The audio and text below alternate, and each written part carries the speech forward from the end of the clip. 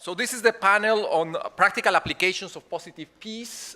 We are going to have some discussions on the cases of Brazil, Guatemala, Colombia, and US cities, cure violence.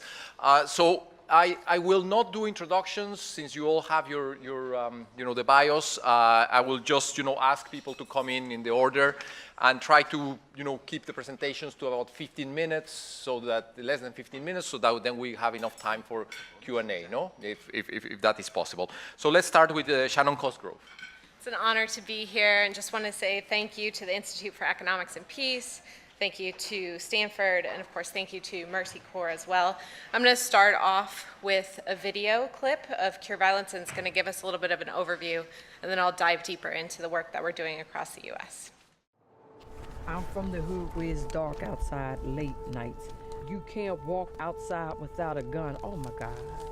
We was reading the letter, and then a few minutes later, we heard the shots down the street. All I want is justice, and I'm trying not to have street justice. First time I got shot at 18, then I got shot again at 21. I was just on a rage, a revenge. My first case, I got caught with 2 guns, 100 bundles of dope, 70 bundles of rocks, and a stolen car. I was 13. It's a violence prevention program. We're trying to prevent violence on the front end. Whenever someone is shot, stabbed, or jumped on, either myself or someone from my team go talk to the victim and the family, right then and there in the crisis. That's the hospital calling right there. I was shot and paralyzed at 18. I'll be 42 this year. I ain't just changed overnight. All their life, they've been in the streets. They've been around high-risk situations. They incited them. I incited them. It was a dead end, either jail or death. I choose neither one. When I came home, I was looking to sell drugs. She was like, that ain't the way of life anymore. When I'm like, can't do it because of my criminal background, she like, I did it, like, why can't you do it? This good brother right here came to me and taught me how to let go. One of their guys actually came and took a gun out of my hand. I'd be back in jail if it wasn't for them. We give them the platform to say, you could change your life. When everybody turned their back on me. I will turn my back on you. Sorry, we get these young boys seeing differently and thinking differently, we win it. That's it. Cure Violence works here on the island of Puerto Rico just as it does in Chicago, Philadelphia, and other parts of the world. We damn good at what we do.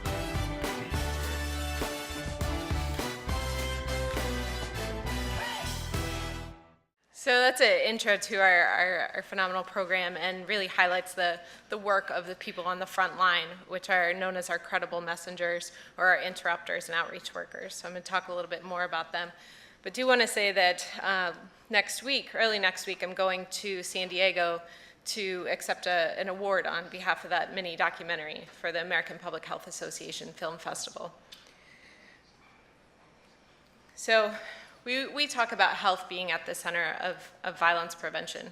And the reason we do that is because health has largely been absent from this work. And it is an epidemic, as we talked about in the film, and I'm going to go into a little bit more in detail. And a big component of that is how much health is spending on violence, right? On the front end and on the back end. And yet, we are not doing much to prevent this work. Prevent this situation that we're having across the US and across the world for that matter.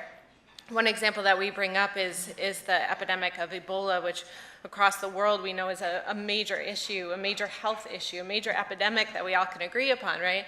And in the US alone, only 1 American was lost. Now granted, it's an atrocity that 1 life shouldn't have been lost, and of course across the world, it is a severe epidemic with so many consequences that are in its potential wake.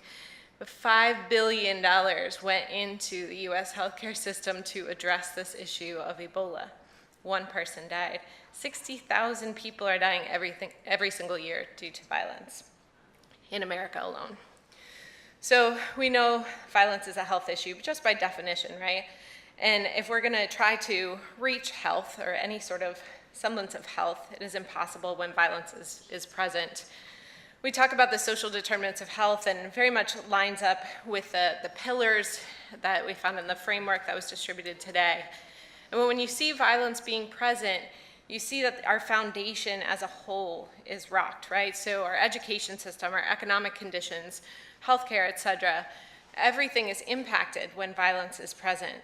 And violence itself is impacted. So we know that when we are exposed to violence, we are more likely to be involved in violence, and that, in fact, is one of the only predictors of violence itself. We also know that every single one of these social determinants impacts violence itself. So what it talks about in the report in terms of having to work on violence and also having to work on resilience is so critical, right? Because if we only focus on violence, meanwhile, our education system is dismantling, right? Or vice versa. So we have to focus on both and have to do it together. So that the elements of systems change and the need to be working as a comprehensive unit is very critical, and I'll get into that. It meets the definition of an epidemic, and I know I'm hammering home on this in particular, but I know this has been controversial overall, probably not in this audience, but in case you need more talking points. So it clusters like a disease. So back in '99, Dr. Gary Slutkin started this work, and he started it in Chicago. He was working with the World Health Organization in Africa specifically, and working on HIV and malaria and tuberculosis. And basically, he worked with community health workers, promotoras, and other areas of the world, and found that he was able to work with doctors and community health workers to start reducing the transmission of these epidemics. So when he came back to Chicago and started looking at these maps, he saw, oh, it's behaving very similarly. It's transmitting person to person. It's clustering very similarly. So he started working to deploy this work. He also saw that it was spreading. So the flu, every single year, I just moved to California. I was on the East Coast for the longest time. And so, and I say that because of the winter season that's now approaching, right? And thinking about the flu, every single year, we know when the flu is more likely to spike, right? And that's similar with violence as well. And year to year, it ebbs and flows. And it transmits by our social norms. So again, if you're more exposed to violence, you're more likely to be involved in violence. And this is how we learn how to walk and talk and think. It's by observing what others are doing. So in this picture, you see the adult here is making faces, and the child is mimicking those moves. And again, it's what's happening inside of our brains. As we're seeing violence, we're more likely to say, this is normal, this is how I should behave. And we're seeing that it's going from generation to generation. So child abuse is an example. No child who is abused growing up says, I'm going to do this to my child when I'm older, right? But 30% do. And we also know it's when it's chronic is when we're most at risk. So they did a study that found that people who are chronically exposed to violence in the same public housing complex, people who are chronically exposed to violence versus people who weren't, the people who were 30 times more likely to be involved in violence. And we also know that once you're involved, once you are exposed, that it stays with you and it stays within the community if there aren't any interventions. And so you would think that after war, after conflict has stopped, that violence of other forms would stop. But that's actually not true. That likely that trauma will continue in other forms. And what we'll see actually is that, again, the more exposed you are, the more likely you're to be involved, but it just starts escalating significantly. So in the US as a whole, you have a 52 out of 100,000 person chance of being shot, right? And then you go to the city of Chicago, 62. You go into Beat 735 in Inglewood, 300. If you've previously been shot, 59,000. So 59% chance that you're going to be shot again. Again, this is without intervention. And we also know that when we specifically look at the demographics of who's being wounded due to violence, we specifically look at the racial makeup of our communities. And within the US, we see drastic differences. And we saw this 30 years ago. So HHS commissioned a report and found that there was a 400% difference between who was being shot between the black and white population. And you also look at cancer and stroke and diabetes and other known health illnesses, right? All the investment that has gone on to bridge the gap between populations. 30 years later, we're actually seeing that we're going the wrong direction, 470% difference. So our vision at Cure Violence is a world without violence. We use the World Health Organization epidemic control model. So it's 3 parts. We interrupt the transmission, we reduce risk, and we change norms. And again, we do this by hiring credible messengers.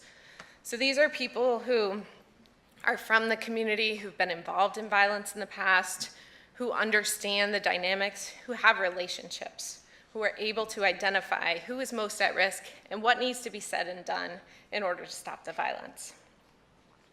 We then change behaviors. So we work with those individuals, and then we work with the groups that they're surrounded by.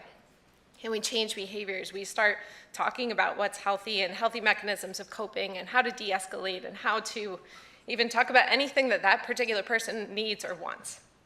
If they need a driver's license, if they need a job, if they want to go back to school, it's whatever they need, and we're meeting them where they are. And the last piece is norms change. And this is critical because we need to change how we think about violence. And we compare this to tobacco. And we think about smoking 20, 30 years ago, it would have been happening right in this room. That's not happening anymore. And so we believe that the same mechanisms can be put in place with violence. And I'll give you a second to read through this map and see some of our successes. So we're in 25 cities across the US and in 120 cities across the globe, seeing reductions of 73% in homicides and shootings, and sustaining this work for over 1,000 days. And we have had independent evaluations by CDC, by DOJ, by John Jay, who have seen reductions, again, across the span. Particularly in New York City, we have over 20 sites, and we've seen upwards of 63% reductions in homicides and shootings. And I'm going to end here. Our systems change work is really about embedding not only this model, but building these health approaches into every sector of every community. So here you'll see health is at the lead, community is at the center, and building this work. And the people in the blue shirts are embedded in every single aspect and working with people throughout the community to reduce violence specifically. And I'll end there and hopefully get my voice back in time for the conversation. Thank you.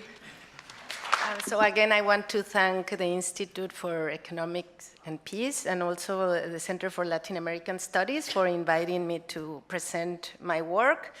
I've been working in Latin America for over 8 years, focusing, well, more than 8 years, but not focusing on violence. I have been focusing for 8 years on the study of violence and how the state communities can resolve this epidemic that we are right now experiencing in our region. And today I'm going to tell you about what I've learned for the last years, the 7 years I've been working in a project on policing in Rio de Janeiro. So I will tell you about the conclusions from that approach, but I think that what we learned from Rio can really inform policies in Latin America. So just by putting Latin America in the context, we have 43 of the 50 most dangerous cities. I think Alberto talked about that yesterday. So it has emerged as the most murderous region of the world. The violence in Latin America is no longer related to revolutionary struggle, but it's really mostly related to fights among drug trafficking organizations among themselves, gangs among themselves, and gangs with the state as well. So it's a very unique and peculiar form of violence that we need to theorize better about how we can resolve this epidemic. So the particular question that I'm interested in this paper is what are the mechanisms and processes that allow the police to confront drug trafficking organizations and generate legitimate state order? Or the alternative conditions where police interventions actually fail and they lead violence to escalate. So this is really a lot about state action, what the state can do to improve and cure violence. So I want to begin by telling you a little bit. Political scientists, economists have been studying this, fortunately, increasingly more and more, and with the use also of statistical methodologies that try to identify sort of effects that come from state action, which is very difficult to do because normally state action would focus in the areas that you see more violence. So it's very hard to measure how much state action solves violence or reduces it without really doing some sort of major maneuver with the data, which I'm going to show you how we did in this case. So we have found that when the state fights drug trafficking organizations, normally they move to somewhere else. So for example, pushing anti-drug policies in Colombia would push DTOs to move to Mexico. If you have aggressive policies in Mexico, you would push them to Central America, for example. That's one way in which DTOs react to the state. Another way in which they react is when the state arrests drug capos. We've seen this in a study we conducted in Mexico, so we wanted to find out what happens when the state goes and kills or arrests drug capos. And we found out that actually what happens is that there is a very sharp increase in violence after the arrest happens. Because on the one hand, there is intra-cartel fighting for the leadership position. On the other hand, other cartels take this as an opportunity to invade territory. So you increase DTO violence. And the most worrisome result of that project that we did for Mexico is that when the arrests happen, we also observe violence spreading in general, affecting the general population. So children, women, men, not necessarily people that are involved with drug trafficking. So that's really sort of very disturbing and unsettling result about state action. So in general, there is consensus that state action makes things worse, but there is very little, in my opinion, to explain when the state actually can do something good and when they can actually improve security. And that's what I'm going to try to show you here, when it doesn't and where it does work. Okay, so there is a big policy debate in Latin America that our work also addresses. Some policymakers would would argue for iron fist strategies that really militarize policing, send the army in the streets as the strategy to fight cartels. And others would say, no, this strategy is really very counterproductive. It actually violates human rights and it actually undermines community trust in the police. So there is a lot of initiatives around Latin America and trying to introduce this form of more sort of friendly police, community-oriented policing, not necessarily meaning that the communities do the policing, but that the police has to be more proximate. And we see that happening in Colombia, in Mexico, in Rio de Janeiro, and many other areas. So that's a little bit of what I'm going to be focusing about. I mean, there is enthusiasm about these reforms, but there is very little in terms of measurement, in terms of the causal measure of what is the real impact of one form of policing versus the other. Okay. So in this particular paper, I'm reporting on 7 years of work in Rio de Janeiro with the introduction of the pacifying police units that were a form of community-oriented policing that the state introduced in the favelas of Rio. Right now, the approach has been discredited and the state has removed the policy. And unfortunately, there is very little understanding in a way of a scientific understanding of what happened in Rio, whether the approach worked or not. And what I'm going to show you now is where it worked and where it didn't, and where actually it made things worse. So basically, the approach began in 2008, and they introduced a UPP, is that called, the Pacifying Police Unit in the small favela of Santa Marta. And from there, the policy gradually expanded to cover over 160 favelas with around 13,000 police officers. So it was a very ambitious policy. Unfortunately, the state didn't really commit with more than police. So there was some commitment to also bring urban development and socioeconomic investments, but that soon disappeared. So that's one of the big limitations of the policy. And initially, the policy wanted to send young police officers that were not trained in the old militarized or socialized in the old militarized approach. So we interviewed around 6,000 police officers in the course of these years with surveys and also with long interviews in UPPs and outside UPPs. We interviewed 6,000 community members in the favelas about the policy, and we also gathered a lot of data to try to assess what happened, and collected case studies of different areas in which we want to learn how the communities lived when the drug traffickers ruled the favelas, and what happens when the UPPs were introduced. So that's basically, these are some of the pictures. Here we are in a very famous special operation unit that Rio de Janeiro has, which is called BOPE.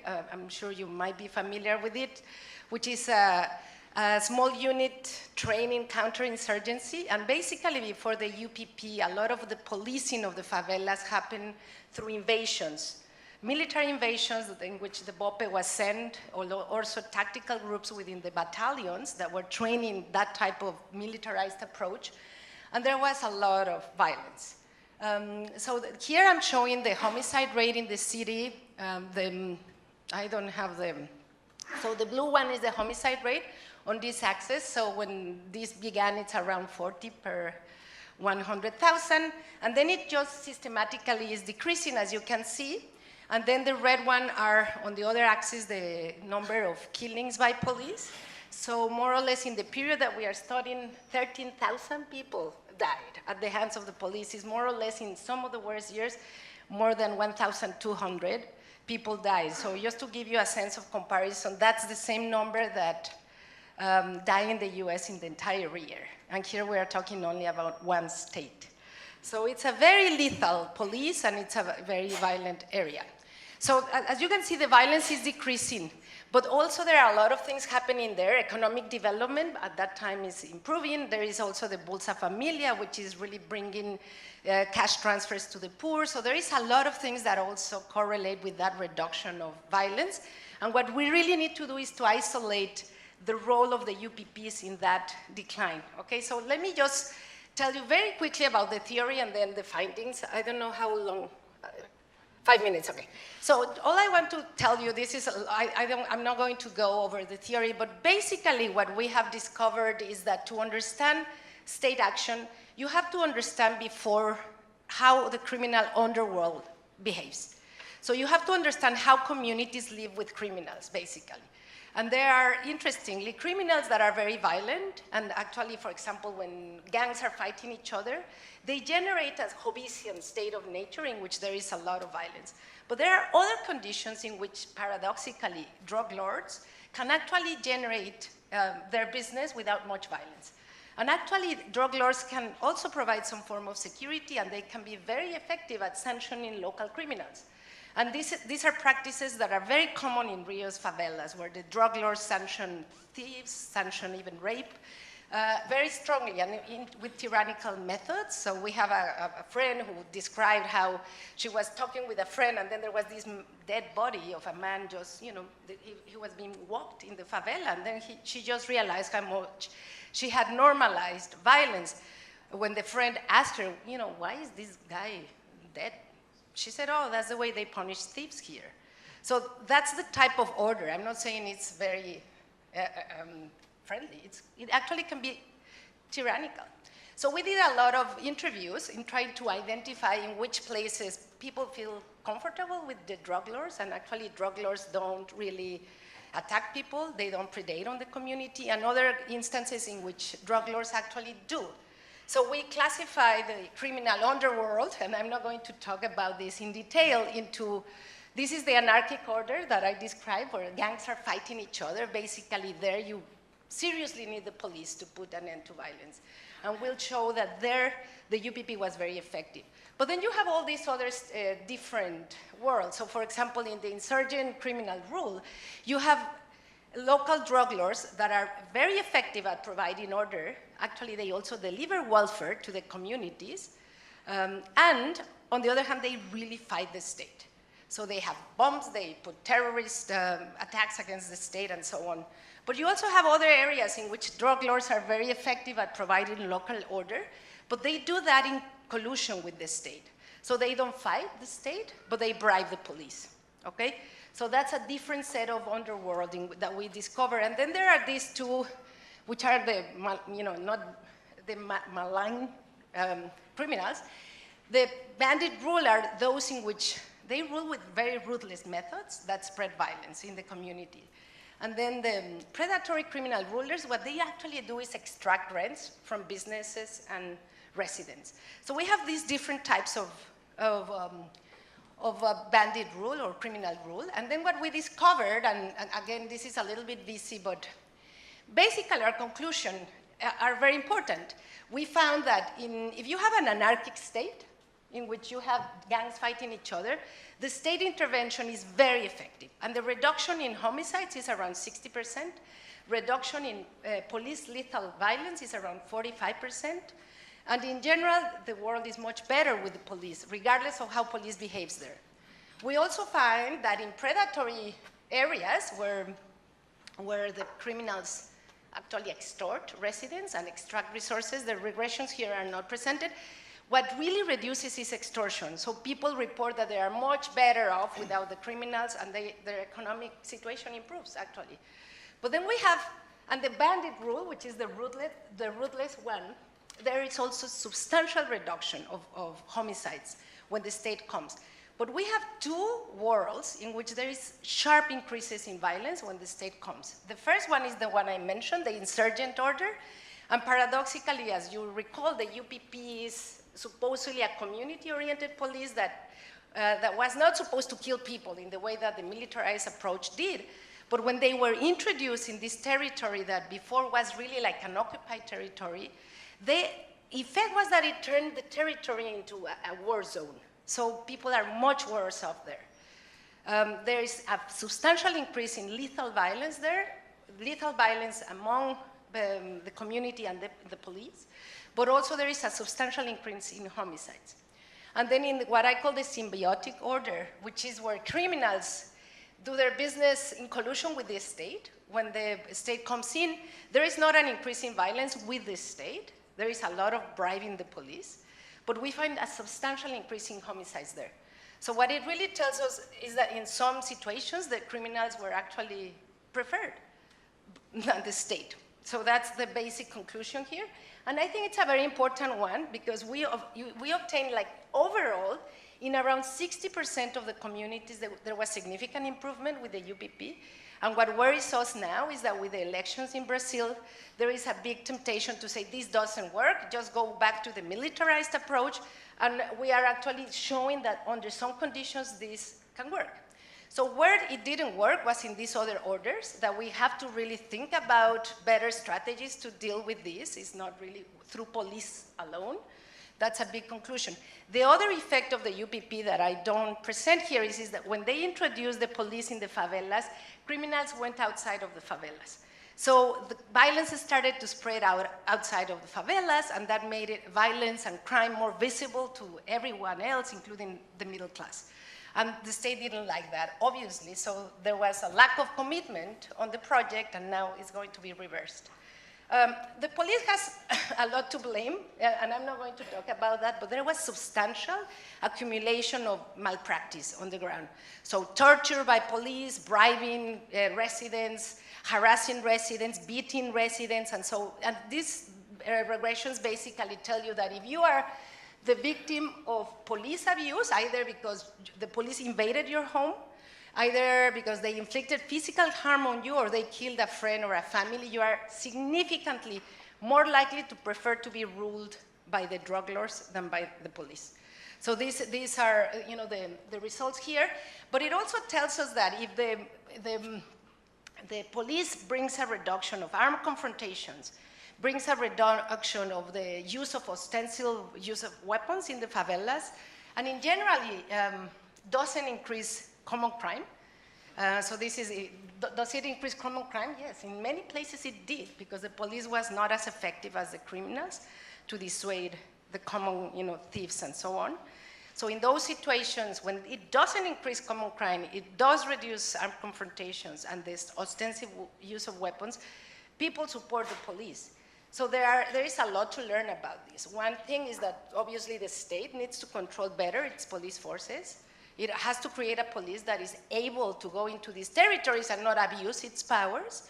But the bad conclusion would be to say, this didn't work, let's just let the criminals kill each other in the favelas. And that's what I really worry about the coming administration, that it's the big temptation to say it only made our lives worse, to try to bring a better, more peaceful world to the favelas. So that's the conclusion of her study. Thank you.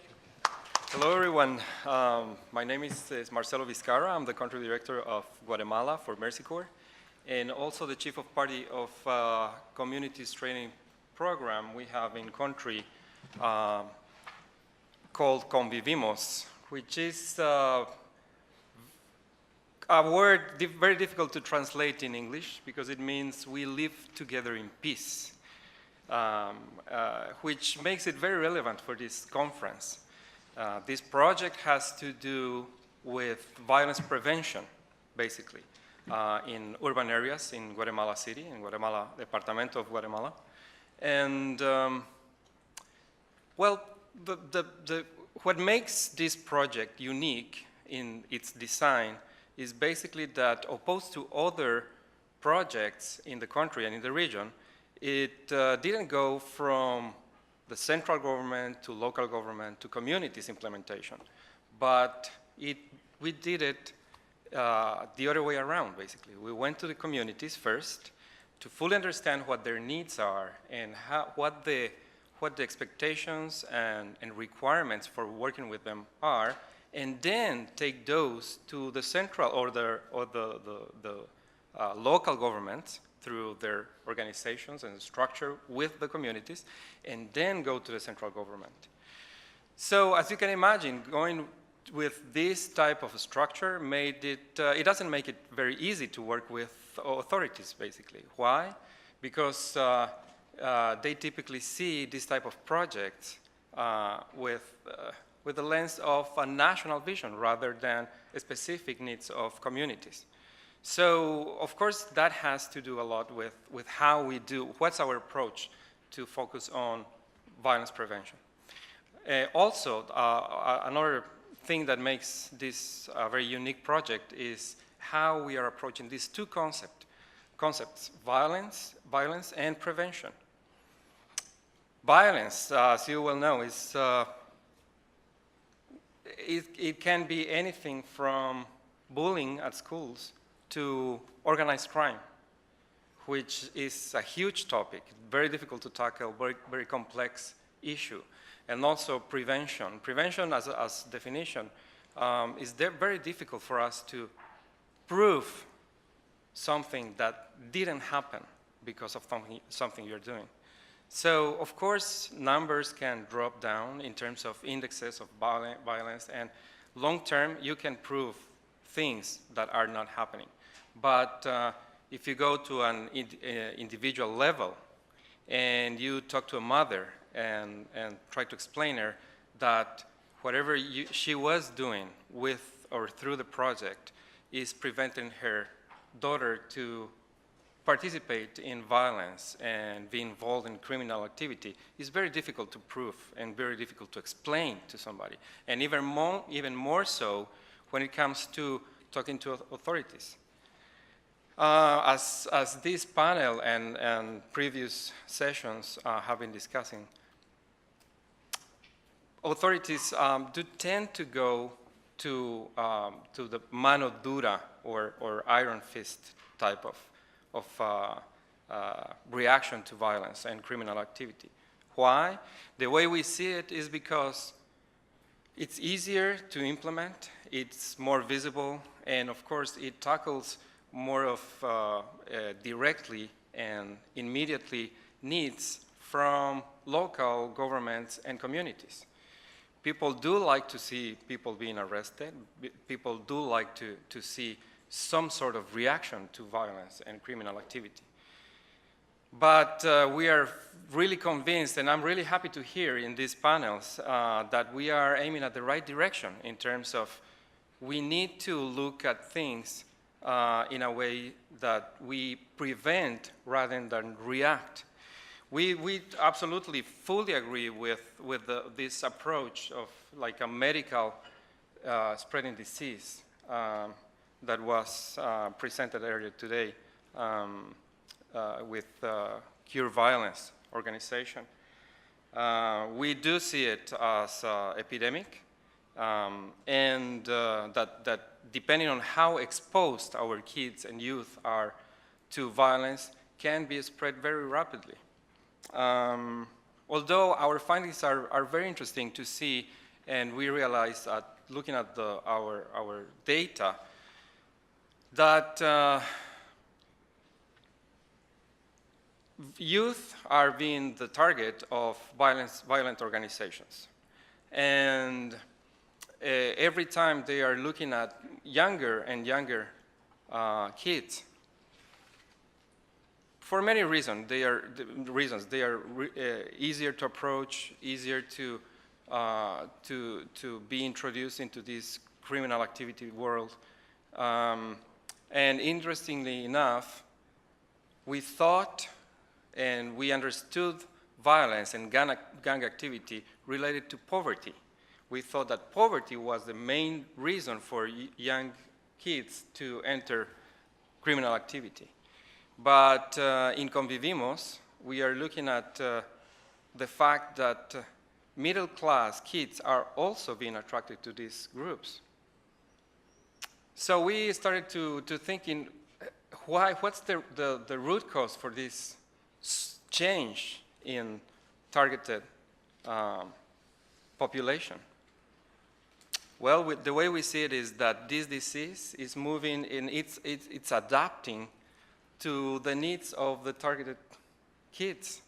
And we are coming to the conclusion, and of course we need to crunch the numbers more and fully understand the situation. But apparently, it's not poverty that is driving these kids towards the criminal activity and these gangs, but the lack of family structure, the lack of belonging sense. So that's for the moment, that's our understanding, and that's how we are looking at this change in the pattern. We are now looking at things more from the family perspective and trying to provide kids with that sense of belonging. So we're working with youth, particularly in the project, providing them with a more organized time agenda and how they spend their time. It's for us very, very critical, and it's driving our activities. On the other hand, we understand that there are other factors that are more known, like lack of job and paid work opportunities, and violence itself. Of course, we do also understand that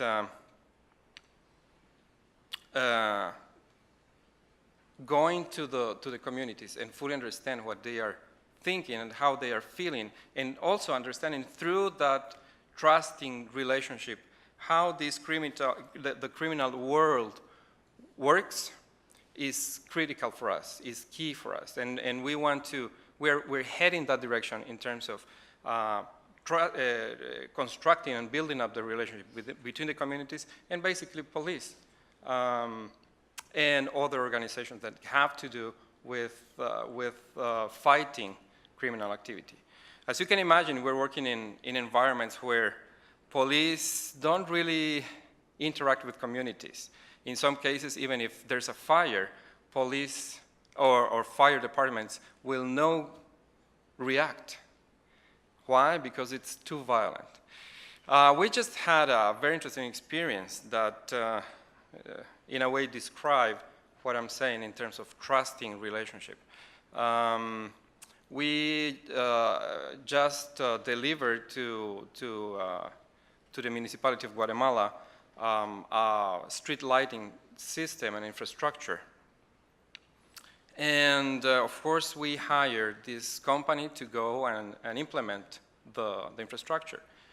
And when they went to this community, gang members approached the workers of company and threat basically with killing them because they didn't have authorization to work them from their gang.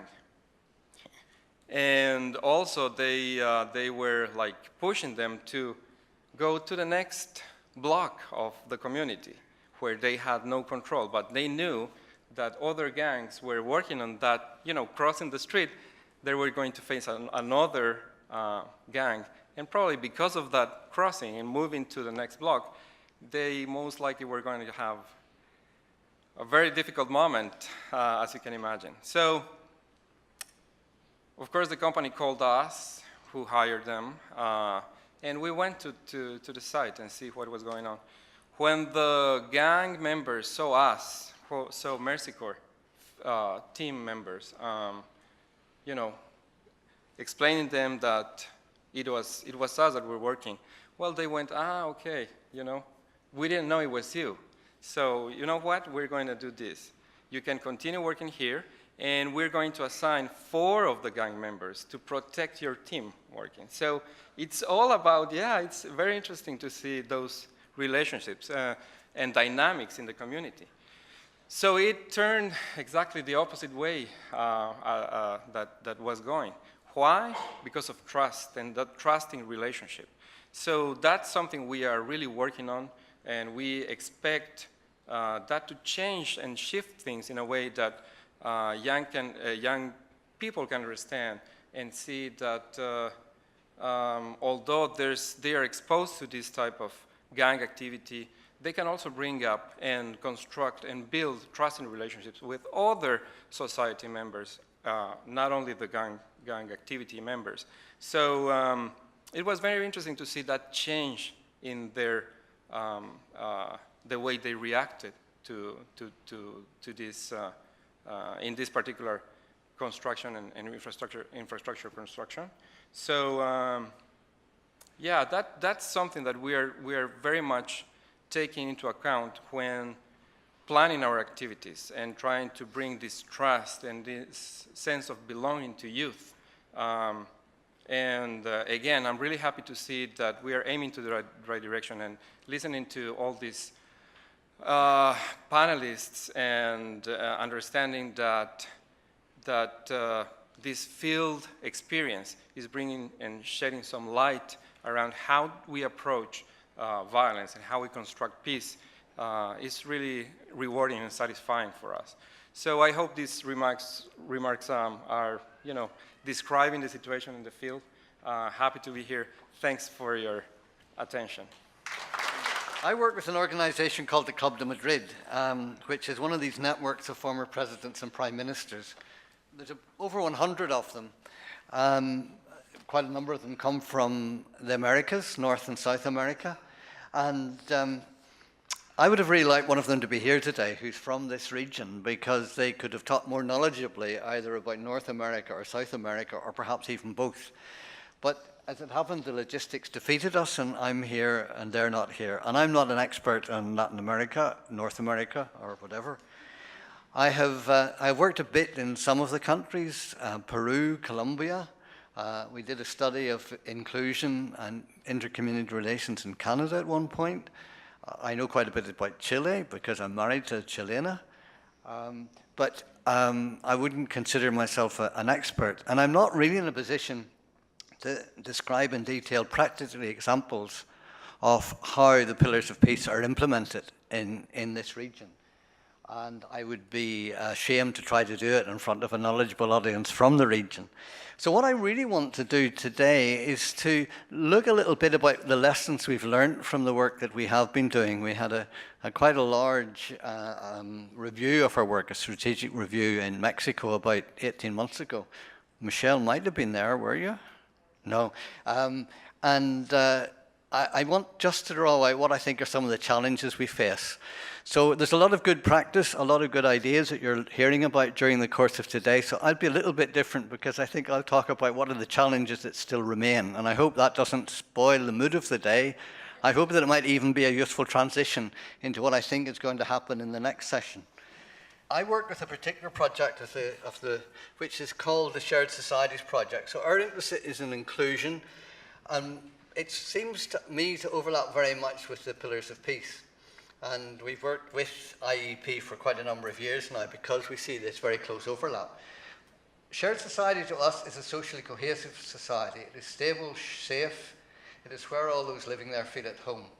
It respects everyone's dignity and human rights while providing every individual with equal opportunity. It is tolerant, it respects diversity. A shared society is constructed and nurtured through strong political leadership. And if we think back to what Francis Fukuyama was talking about this morning, when we talk about strong leadership, we're not talking about authoritarian leadership. Very often we think that enabling leadership, which enables societies to look after themselves, is in fact the right kind of strong leadership.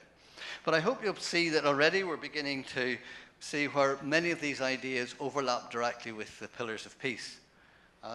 We have this other little dictum that we like to say, which is a shared society is not owned by any one group, but belongs to all. We've tried to come up with our own ideas of the things which need to happen to make that occur, to make that develop. We called it our 10 commitments, which are like the pillars of peace. I'll not go through them in detail, but if you just pick it, you'll begin to see that some of the same ideas are here as are in the pillars of peace. So we see ourselves when we work on what we're trying to do as operating very closely in the same kind of field as trying to establish the pillars of peace. I want also to refer to another model, which is a model which was developed by the UN and the World Bank in its Pathways for Peace, which was mentioned this morning. Because I again see quite a lot of overlap there, and I find it relevant to something I want to say later on. They talk about prevention. They're really interested in prevention and mitigating risk. And they talk about actors and their choices, institutions and structures, and the Positive Peace Index talks about attitudes, attitudes, institutions, and structures. So it's already very close. They also talk about the kind of actions which are needed, which are sustained, inclusive, and targeted, which I think the pathways, the pillars of peace, talk about more requirements than that, but they certainly talk about those three. So we're, again, very much in the same territory. They also talk about the need for a new paradigm for prevention. And they talk about it being short and long term, it being adaptive, it being people-centered, integrated, proactive, strengthen leaders and communities. Again, I think we're talking all the same, in the same kind of area. There's a lot of overlap between what we're all doing here. And so I don't want to go into that in detail, but we can come back to it if anybody wants to ask questions. I just want to say that I would like to be able to justify that I think the three models overlap. And so we have the pillars of peace, we have the 10 commitments, and we have the pathways for peace. And this bit in the middle is as big as I could make it, as this Venn diagram, but actually I would say it's a huge lot bigger than that. And so the question is what we share and what we bring. And what we share and what we bring is the key factors. We've each got a model with certain principles which are required, certain elements which are required. We are all talking about systemic processes and the consequences of thinking about things systemically. And I want to bring in the word which has been used a few times already, which is about nudge. And often you have to nudge these systems. We are talking about reinforcing cycles. There are virtuous cycles which can reinforce themselves and develop, but there are also negative cycles which can deteriorate things, make things deteriorate. We all are talking about being non-prescriptive, that we have certain principles and ideas, but how they are applied and implemented is different in each situation. We're talking about attitudes, and the attitudes could be respect, recognition, which I think is what Marcelo was talking about, is one of the things which seems to be most important to the young people that he's working with in Guatemala. I was talking to a philosopher last night, so I put Thymos up there, which is the urgent need, the need we have to be recognized. And if we haven't got that recognition, we go somewhere to find it. And we don't have to go too far from the United States to find someone who needs recognition. And then identity. Then we have institutions. We have to work at the institutional level. The institutions are critical. The structures, which I'm using that in the way the Pillars of Peace use it, which is about the social norms and the mores and the way of interacting which people use. At least I think that's how you would use the word structures. And then, and this is, I'm taking it more from the Pathways for Peace, which is about the importance of inclusion and access, particularly, they say, in arenas of power, opportunity, services, justice, and security, which are all part of the Pillars of Peace, and are all part of what we're talking about when we talk about a shared society. So that's my quick run over to say we've got these three models, and they all kind of reinforce and support each other, but they've all got slightly different perspectives. Now, what is the lesson that I want to talk about, and what I really want to use whatever time I have left mainly to talk about? The rationale and benefits are very clear. The Pathways for Peace, the Pillars of Peace make a very strong case, which was made this morning, demonstrated it statistically by crunching the numbers, that the Pillars of Peace, if they're there, if you've got positive peace, you've got huge benefits from having it. We, when we're talking more about inclusion perhaps, see and have tried to make the same case, but we haven't managed to do it as powerfully as IEP has done it. And the Pathways for Peace talk about the business case for prevention. It's worth investing in prevention. But, well, first, mobilizing political will to get the changes is not easy. And as the current index is showing, if anything, the general advancement in positive peace has begun to tail off. And I think I could take very much from what Beatriz was saying, that her work in Brazil is facing this problem. And I also think when Shannon talked about the cigarettes example, how it's just totally non-acceptable now to smoke in this room. When we started the project that I'm working on, and when the Pillars of Peace was being developed, and the Global Peace Index was being developed, nobody would have questioned publicly that these were good things. They would have been seen as good things.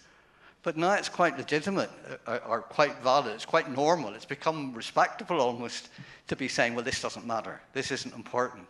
So in a sense, while we're working and developing and refining the rationale for what we do, we're working more and more in a society where what we're trying to do is not going very well.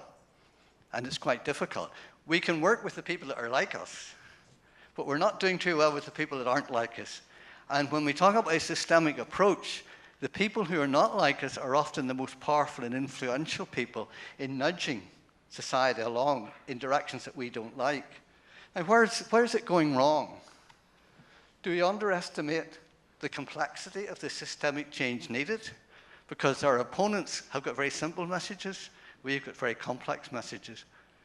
Is it that we underestimate the resistance to change, that people don't want to change?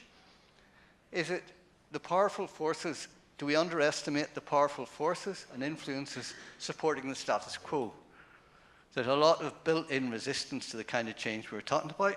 I was talking to someone earlier on about militarization and how difficult it is, how much the forces which maintain the military complex are entrenched. Is it the politics and rhetoric of fear? Is that becoming one of the big issues that it seems to be? I'm asking it as a question, but it's almost impossible not to answer it with yes. And are we underestimating the political and economic capital needed?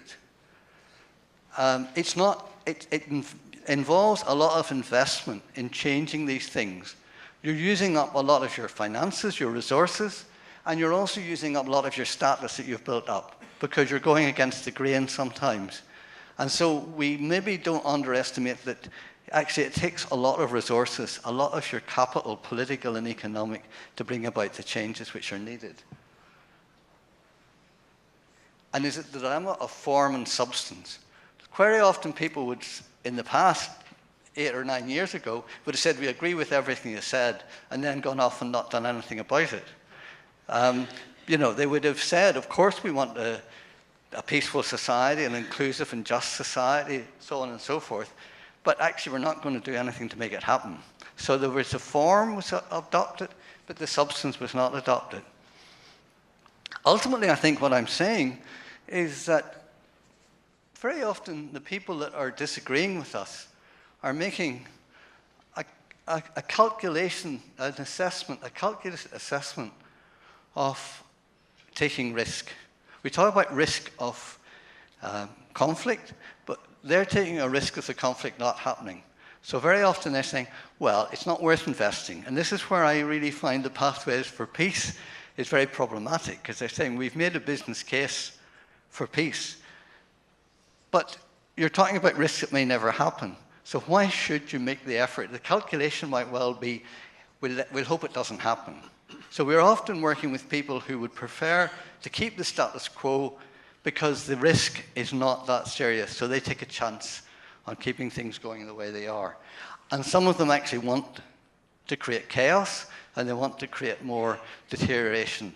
They would like it, they think it's healthy, they think it helps them, it protects their interests. So we have a situation which we haven't, I think, managed to deal with all of those things. Now, my project is about inclusion. It's about people being involved at all levels. And one of the things that comes to my mind when I want to say what I'm about to say is that, you know, the kind of the image of that man with a hammer. He sees everything as a nail. And he thinks he can solve every problem by hitting it with the hammer. I think you can solve every problem by inclusion, but maybe I'm biased. Oh, sorry, I forgot one. It's very attractive to avoid and deny and say, I hope it's not going to happen. Let's forget about it. It'll be all right in the day, but let's not worry too much. But so the question that I asked in the end is, can inclusion redress the balance? Is that the point that would make the difference in trying to bring about the kind of things that we're all in favour of? Inclusion, by definition, the voice of the marginalised and disadvantaged are ignored. People say they're not like us, so they don't matter. They are not capable. They don't have the skills, the expertise, the knowledge that we have, even though they may know far more about the situation than we do. They do not understand. They stand in the way of progress. I was working, I'll maybe mention it again in a moment, I was working in Peru. Do you remember the Bagua incident some years ago? When there was a standoff between indigenous people in Amazonia and the government. And I was involved in trying to sort of involve the people who had been involved in that. And we had an interpreter. And we had a very useful and interesting afternoon. And when we were driving away afterwards, she said, how can they possibly think that their interests should overcome the interests of the whole of society? But she would have said herself that her interests had to be taken into account. Thank you. And they have forfeited the right to be consulted. And I'm thinking here of the situation where people are described as terrorists or communists or negative voices. You know, there's a lot of people out there that we say we don't want to listen to them because they don't agree with us. Or we don't want to listen to them because they use violence.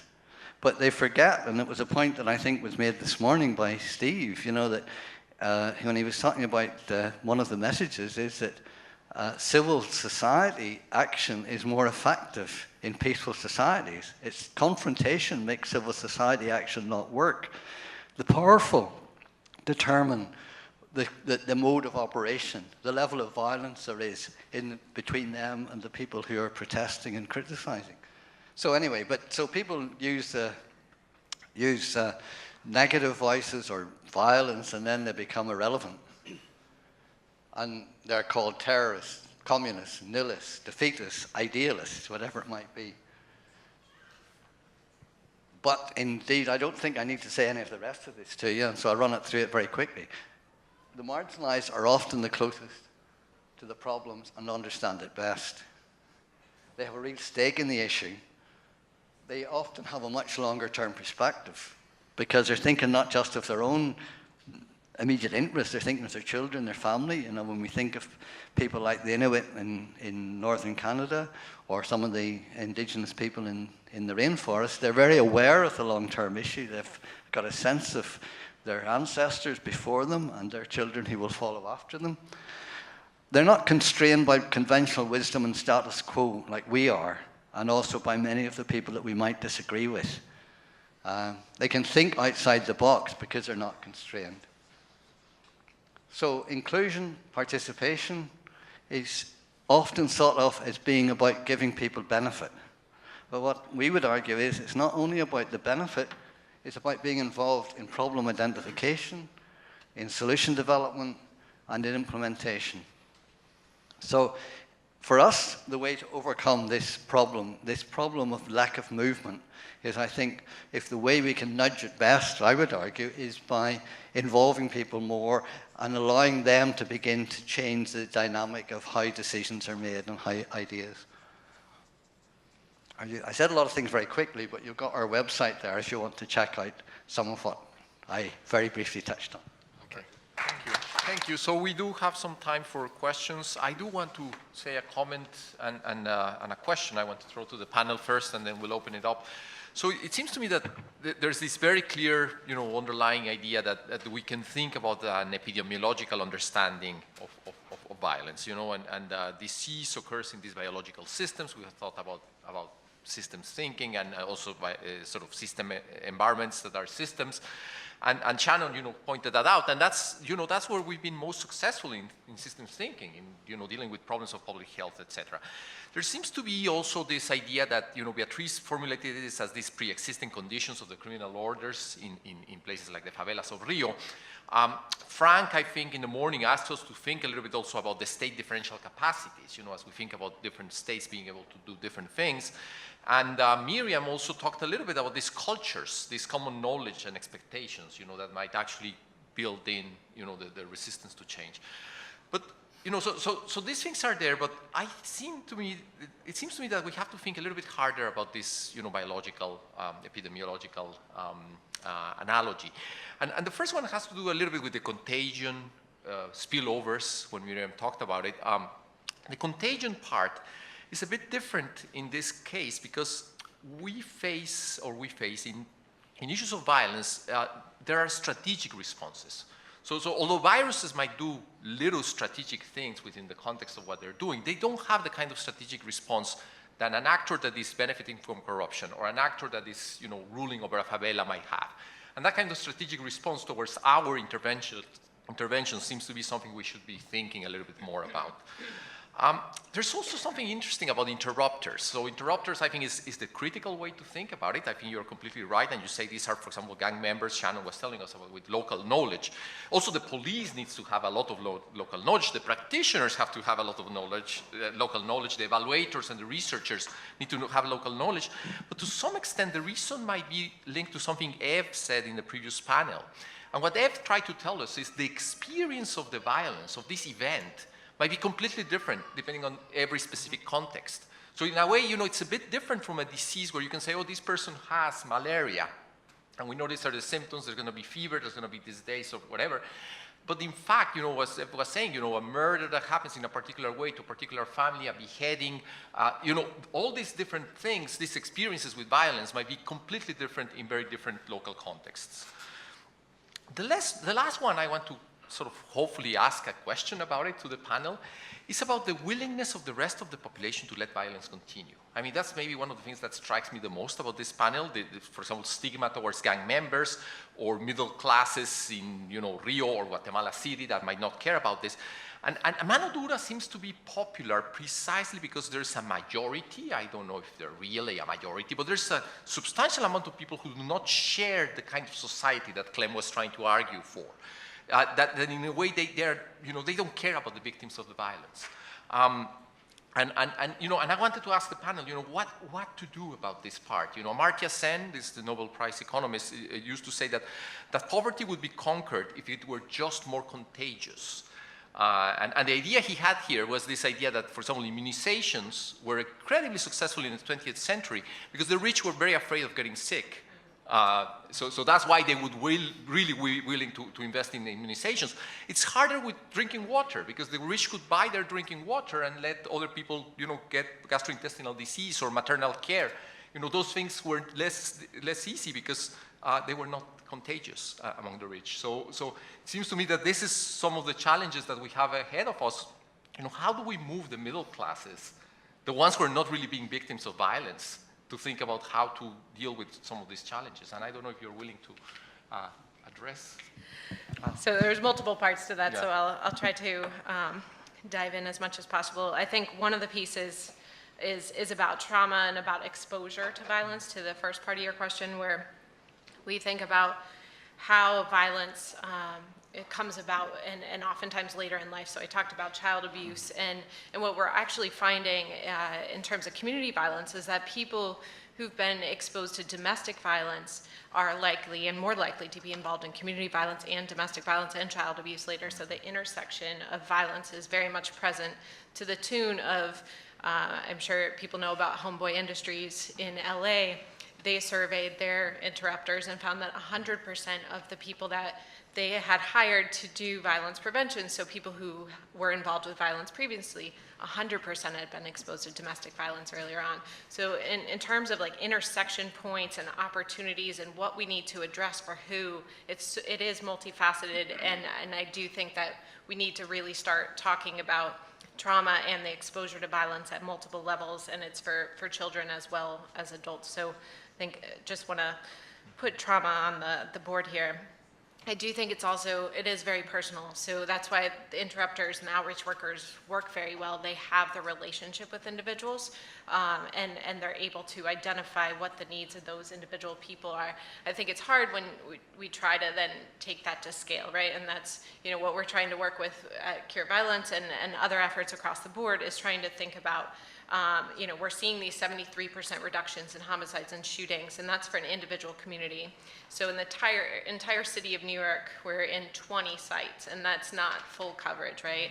Or in Baltimore, we just expanded. We're now going to be in 6 sites. It's definitely not the full city. So how to take that personal interaction that needs to address that original trauma to find out what that person needs in order to heal, and then take that to scale, and then to rally people around that. It is a challenge, but we see that it works, and the hope is that it becomes part of the system, right? So that response is, if there's an outbreak, which hopefully, hopefully there's no violence and not an outbreak, but even just one life would be deemed an outbreak, right? And there should be a response put in place, and it shouldn't be the National Guard or the military, right? So embedding that, and then I think addressing the unwillingness of people is key. And what we want to do, I talked a little bit about social norms, and we've created this movement towards violence as a health issue with Dr. David Satcher, the former U.S. Surgeon General, Dr. Sluckin, our CEO, and Dr. Summer, the former Dean of the School of Public Health at Bloomberg. And the idea is to anybody who wants to be engaged and involved, we have the tools, and we want to really rally people around this cause. And the ideas around communication and perspective change is a big piece, because some people think violence is inevitable. Some people think it's only done by bad people in bad places and it doesn't affect us all. Some people think that, the money is being spent over here. So all these different elements where we need to say that violence is impacting us all and it is hurting us all, and we need to rally around this cause. So I think the perspective change, we talked about systems change, and then policy. A lot of pieces, like even the systems change, we could put the efforts in and see tremendous results, but then a new politician comes in, or new power, or the grant runs out, and 3 years later, it's all dismantled. So how to then put this into the books as much as possible so that we can have sustainable efforts, I think is a critical part to seeking the solutions for this work. So I just wanted to react to your comment, Alberto, about the middle class. And I think part of the problem is that we know violence is very concentrated. I mean, that's a general characteristic of it. And normally it is concentrated in, I don't like the term marginalized, I don't like that, but in communities in the periphery that are disproportionately poor. And so part of the problem is that a lot of the policies that politicians are tempted to adopt are really those that respond to the fears of the middle class, not necessarily to the needs of the communities that are experiencing violence. And it's very easy to campaign on fear, and say, okay, this is exactly the problem with our militarized approach. And when I mentioned the importance of understanding what happened in Rio and really understanding how a more pacific police, which in the end failed, but there were some areas in which it really succeeded. And then in our interviews, for example, in Bataan, we interviewed 6,000 people, and in some communities, 70% of the population, on average, tell us, we don't want the police to leave. In others, they tell us 20% only want the police to stay. I mean, it's a very big variation. No? So what I worry now is this idea in Brazil. It's a very famous phrase, bandido bone, bandido morto. So that's exactly what the new president, well, the man who is going to become president is really promised to bring back to Brazil. And that's precisely responding to the middle class. So I think the idea of curing violence, I love the term, and I think we need more doctors also in the sense of people who know about the institutions, the right institutions. It's not only about the psychological causes of violence, but the institutions that can fix violence, and that's why we work on police and how to fix that. And unfortunately, there is not enough knowledge about that, and I hope that we generate increasingly more and more of that, because I'm convinced that without generating a humane, effective police, there is not going to be a way to fix this. I mean, all this work that you do with communities is essential, because that's what explains in the end what a young man joins, violent group or not. But without fixing the state, we're not going to solve the problem. The phrase Beatriz used is dead bandit is a good bandit. That's the phrase she. I think your point, Alberto, is exactly the point I was trying to make, that we might underestimate the powerfulness of this resistance, or maybe we've just hoped it would go away, and we've avoided and denied it. As I said, they avoid and deny the consequences of what is happening. And I think there's two elements to this. I'm not sure whether I'd put it in class terms, but I'd put it maybe in terms of sophistication. So there's a sophisticated majority who know how to keep things the way they are and to look after their own interests, and how to lobby and how to ensure that their tax rates are kept low and that the investment isn't made in the things which need to be done. So there's the people who are sophisticated enough to have influence, and then there's another group who are not part of the people involved directly in violence, but are less sophisticated. And they, I think, share this feeling that the gangs in Guatemala have of not being recognized and not being consulted. And so they are resistant because they feel they're the marginalized one and they're the ones that have to be looked after.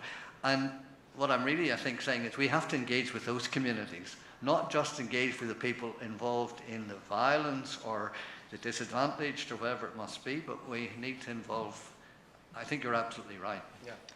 And just one more little thing to add to that. And of course, as you were saying, Alberto, we have the symptoms, and in general, the symptoms are the same. But we have to acknowledge that we need customized, holistic approaches to violence.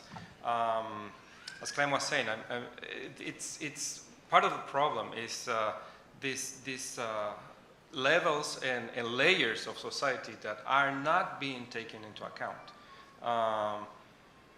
And as any sickness or illness, you have this, you can diagnose, but not one single treatment can get rid of the situation for everybody.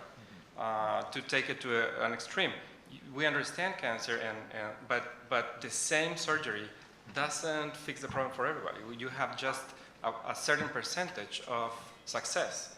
So why is that? And bringing the comparison into the peace building arena is basically the same. We need to fully understand what the needs specific needs of these community members, because they are part of our communities, whether we like it or not. They are part of the society, and they are an important layer of the society in terms of volume. So we need to understand those specific needs in order to apply this cure. And again, I'm absolutely in favor and aligned with that approach, that scientific and biologic approach. Yeah. The question, I guess I would disagree.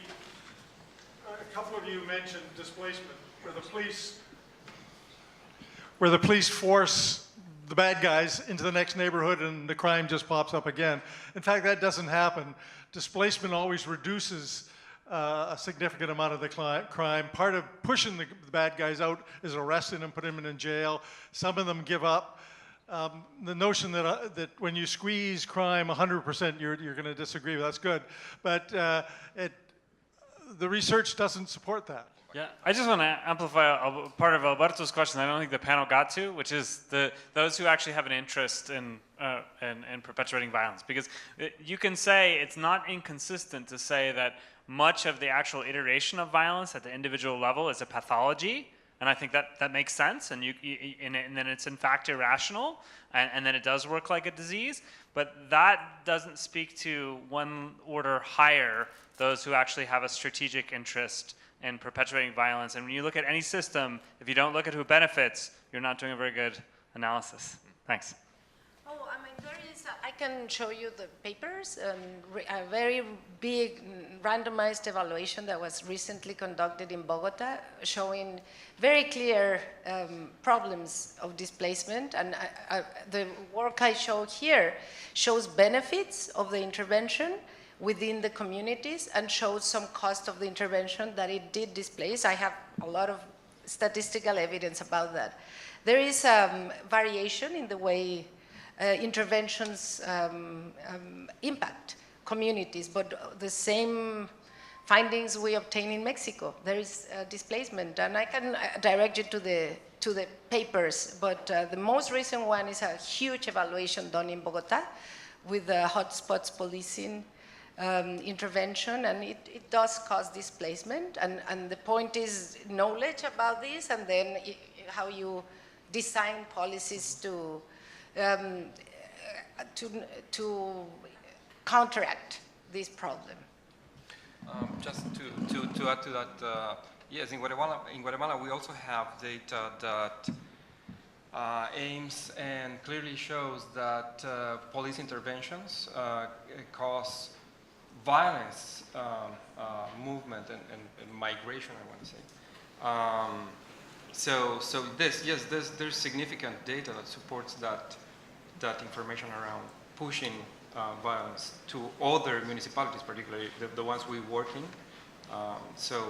There's significant evidence around that too, and I'm happy to share, of course.